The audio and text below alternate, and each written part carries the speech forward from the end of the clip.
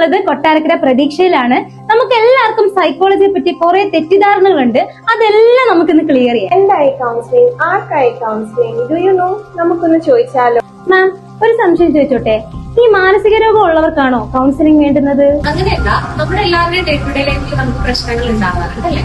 അപ്പൊ ചിലതൊക്കെ നമ്മൾ മാനേജ് ചെയ്യും. അപ്പൊ എപ്പോഴാണോ നമ്മുടെ ഇമോഷൻ അല്ലെങ്കിൽ നമ്മുടെ പ്രശ്നങ്ങൾ നമുക്ക് മാനേജ് ചെയ്യാൻ പറ്റാതെ വരുന്നത്, അപ്പോഴാണ് നമ്മൾ കൗൺസിലിംഗ് എടുക്കുന്നത്. നമുക്കൊരു പ്രശ്നം വരുമ്പോൾ മറ്റേ ആൾക്കാർ നമുക്ക് ഒത്തിരി അഡ്വൈസസ് തരാറുണ്ട്. അതാണോ കൗൺസിലിംഗ്? കൗൺസിലിംഗ് എന്ന് പറയുന്നത് ഉപദേശം കൊടുക്കുന്ന ഒരു പ്രോസസ് അല്ല. ഒരാൾ പ്രശ്നമായിട്ട് നമ്മളുടെ മുന്നിൽ വരുമ്പോൾ അവരുടെ പ്രശ്നം എന്താണെന്ന് തിരിച്ചറിയാനുള്ള ഒരു മാനസികാവസ്ഥയിലായിരിക്കില്ല അവരല്ലേ.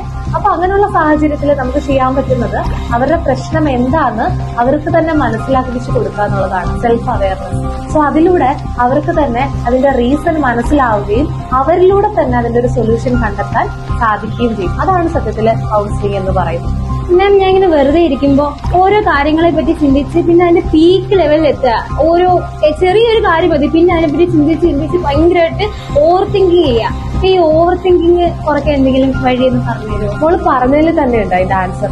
വെറുതെ ഇരിക്കുമ്പോഴാണ് അല്ലെ ആവശ്യമില്ലാത്ത കാര്യങ്ങളെ പറ്റി ചിന്തിക്കുന്നത്.